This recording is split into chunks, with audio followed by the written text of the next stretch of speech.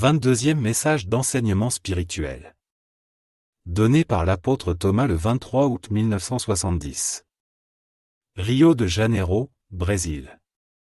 Afin de répondre aux besoins de toutes les âmes vivant sur terre dans l'accomplissement d'une autre de leurs incarnations, le Seigneur Jésus a décidé que plusieurs milliers d'entités spirituelles déjà très évoluées devraient venir dans l'environnement terrestre pour assister étroitement les âmes incarnées et répondre à leurs besoins.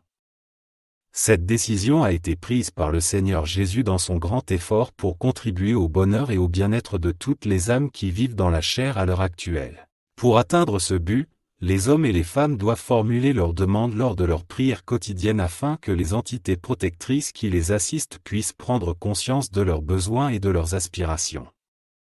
De cette façon, des mesures seront prises dans le monde spirituel pour répondre aux demandes formulées par les âmes dans leurs prières quotidiennes à la divinité.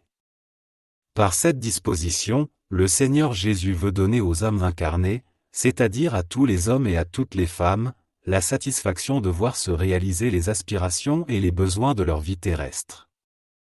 Il y a une recommandation que le Seigneur souhaite faire à cet égard, c'est de faire attention au type de demande que les âmes incarnées font, afin qu'elles ne demandent pas ce qui ne peut nuire à aucune autre âme. Sans cette attention et même ce scrupule dans leur demande à la divine providence, il pourrait arriver que ce qu'ils demandent en dehors de ce qui est juste et raisonnable conduise à de futurs chagrins ou souffrances.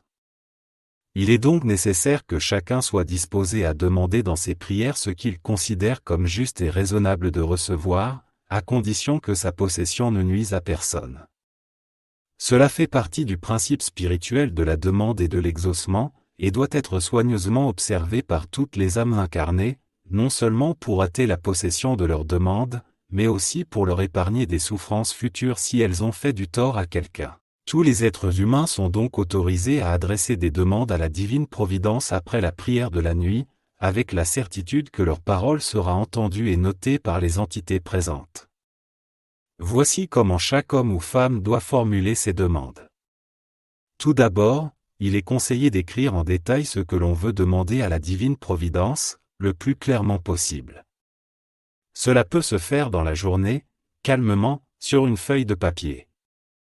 Au moment de vous coucher, qui est l'heure de la prière et de la méditation, gardez la feuille de papier avec votre demande à l'esprit. Après avoir terminé votre prière habituelle, lisez le contenu du papier à haute voix afin que les entités tutélaires puissent en prendre connaissance et prendre leurs notes. Les demandes peuvent être faites à la fois pour la personne qui prie et aussi en faveur de ses enfants, le cas échéant, étant donné l'autorité spirituelle des parents pour demander de l'aide pour leur progéniture. Après avoir fait votre prière habituelle, lisez ce que vous avez écrit comme une demande à la divine providence, en vous assurant que votre demande a été dûment notée. Cela fait, gardez le papier, que vous devrez relire 2 autres nuits consécutives. Et chacun peut être sûr que la divine providence lui apportera en temps voulu ce qu'il a demandé. Cette façon de demander à la divine providence les choses ou les situations que l'on souhaite ou dont on a besoin tend à se répandre sur toute la planète, attirant l'aide du monde des esprits pour ce dont ils ont besoin pour leur confort et leur bien-être pendant leur séjour sur Terre. Il est bon de préciser comment se déroule ce processus, dans le cadre des lois mentales que chacun doit connaître, en écartant toute idée de miracle ou de quoi que ce soit d'autre. Le processus est le suivant: le monde mental, ou monde des causes, est rempli de tout ce qui est utilisé sur Terre, ou monde physique. Si quelqu'un, sachant comment fonctionnent les lois mentales, mentalise quelque chose dont il a besoin ou qu'il décide d'attirer à lui, cette chose commence à naître à partir du moment où il la mentalise sur ce plan physique. La continuité de cette mentalisation par l'être humain a pour effet de rassembler sur le plan mental les éléments nécessaires à la constitution de l'objet mentalisé, jusqu'à ce que le poids spécifique de cet objet devienne supérieur à la capacité de résistance du plan mental où il se constitue. Lorsque ce point est atteint, l'objet mentalisé se détache et se projette sur le plan physique à la portée de la personne qui l'a mentalisé, et c'est une demande accomplie. Dans ce cas, c'est la divine providence qui était visée par l'âme incarnée, puisqu'elle devait s'adresser à une force spirituelle capable d'exaucer une demande formulée selon les lois mentales. Cette force spirituelle n'a donné exécution à la demande mentalisée que pour qu'elle soit immédiatement suivie des faits, ce qu'elle a fait. Éclairons également les âmes incarnées sur un autre point sur lequel le Seigneur Jésus veut être clair, qui est respectueusement appelé la divine providence. Le Seigneur tient à préciser à l'ensemble du monde terrestre qu'il n'existe pas d'entité de ce type dans le monde spirituel ou ailleurs, à laquelle il recommande toutefois d'adresser respectueusement les prières des âmes incarnées. Depuis des temps immémoriaux, on a coutume d'appeler divine providence le groupe d'entités hautement évoluées qui ont pour tâche de veiller sur les âmes incarnées et désincarnées, recevant leurs prières et leurs demandes par l'intermédiaire des entités dites protectrices, ou gardiennes de chaque créature humaine. Une fois reçues les demandes formulées par les âmes incarnées, elles sont notées par leurs gardiens puis transmises aux forces supérieures, également connues sous le nom de divine providence, car il s'agit en fait d'entités autorisées à fournir tout ce qui est nécessaire aux âmes incarnées. Par cette précision, le Seigneur Jésus souhaite faire connaître à toutes les âmes incarnées, c'est-à-dire à l'humanité terrestre, cette référence particulière à la divine providence, titre multimillénaire connu sur Terre et dans l'espace, qui ne représente cependant pas une entité, mais l'ensemble des âmes hautement évoluées dans le monde spirituel. Si, dans ses prières, une âme incarnée s'adresse à la divinité, représentée également par la divine providence, tout membre des forces supérieures qui reçoit la prière ainsi adressée est en mesure d'y répondre selon le mérite de celui qui l'a faite. Ce sont des détails de l'organisation du monde spirituel que l'humanité en pleine maturité d'aujourd'hui doit connaître, afin de s'éloigner complètement de l'idée des miracles des générations passées. La vérité est que le miracle n'existe pas et n'a jamais existé, que les âmes qui vivent sur Terre en soient bien sûres. Certains phénomènes présentés dans les récits historiques ont toujours eu une explication logique et sensée. Le Seigneur Jésus, à titre d'exemple, présente ici un fait qui a été signalé dans l'histoire comme un miracle du Seigneur, mais qui n'a cependant aucun fondement. Et le cas rapporté dans la Bible comme s'étant produit lors des soi-disant noces de Canaan, où le Seigneur transforma l'eau en vin, pour le plus grand plaisir des assistants aux noces qui s'y déroulaient. Aucun miracle, ni même phénomène ne s'y est produit, car le récit d'un de ses apôtres lorsqu'il attribuait au Seigneur la transmutation de l'eau en vin parce que le vin qui existait était épuisé n'est pas vrai.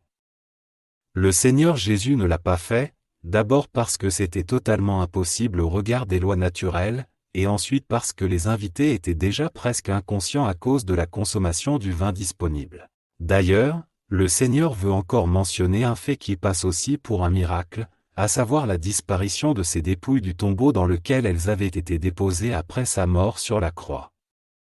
L'explication est la suivante: Pierre et Joseph d'Arimathie, inquiets de ce qui pouvait arriver au corps du Seigneur face à l'excitation de la foule qui avait assisté à son supplice sur le calvaire, se rendirent à l'aube à l'endroit où le corps du Seigneur avait été déposé, l'enlevèrent, l'enveloppèrent dans un drap neuf apporté par Joseph d'Arimathie, et l'emportèrent du lieu pour l'ensevelir dans un tombeau vide, très éloigné, appartenant à un ami de la famille d'Arimathie qui s'était déplacé de Jérusalem. Cela se fit à l'aube, et les deux amis du Seigneur laissèrent le drap original avec lequel le corps avait été enveloppé lorsqu'on l'avait descendu de la croix, près de la tombe dans laquelle le corps du Seigneur avait reposé. Les femmes pieuses qui se rendirent ce matin-là à la nécropole pour prier sur la tombe du Seigneur furent surprises de la trouver vide, avec le drap à côté taché du sang des plaies ouvertes sur le corps du Seigneur. Comme il se doit, les pieuses femmes attribuèrent immédiatement l'absence du corps du Seigneur au miracle de sa résurrection et en firent grand cas, attirant de nombreuses personnes sur les lieux. De là, les saintes femmes se rendirent à la résidence de Pierre, qui n'avait pas encore pu dormir à cause de son agitation nerveuse due au fait que le corps du Seigneur avait été transporté dans une nouvelle tombe. L'apôtre Pierre, lui aussi surpris, accompagna les femmes à la nécropole pour vérifier le fait.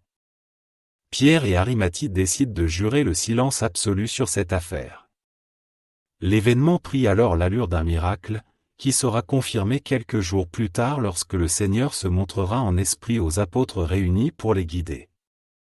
Compte tenu de la disparition du corps du Seigneur de l'endroit où il avait été enterré, la plupart des apôtres n'eurent aucun doute quant à la véracité du miracle de la résurrection, à l'exception d'un seul, l'apôtre Thomas, qui tint à toucher les plaies afin d'accepter l'apparition comme étant celle du Seigneur lui-même.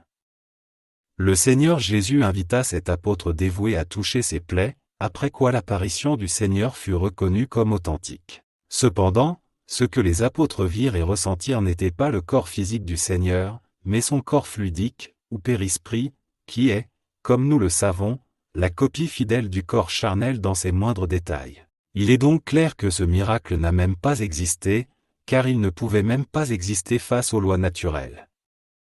Le corps humain, une fois abandonné par l'âme qui a regagné son plan spirituel, se désagrège immédiatement, ne servant plus à rien.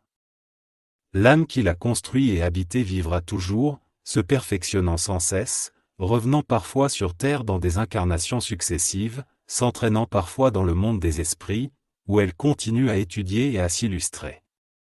Dans certaines circonstances, ils peuvent apparaître partout où cela leur est permis, en manifestant le périsprit de leur dernier corps resté sur terre, ou même celui d'un des corps qu'ils ont construits dans le passé dans des cas particuliers.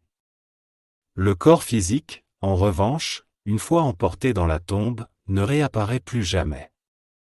Apprenez à demander, et seulement ce qui est juste. La divine providence est l'élément des forces supérieures qui agissent au nom de la divinité. Face aux lois naturelles, le miracle n'existe pas.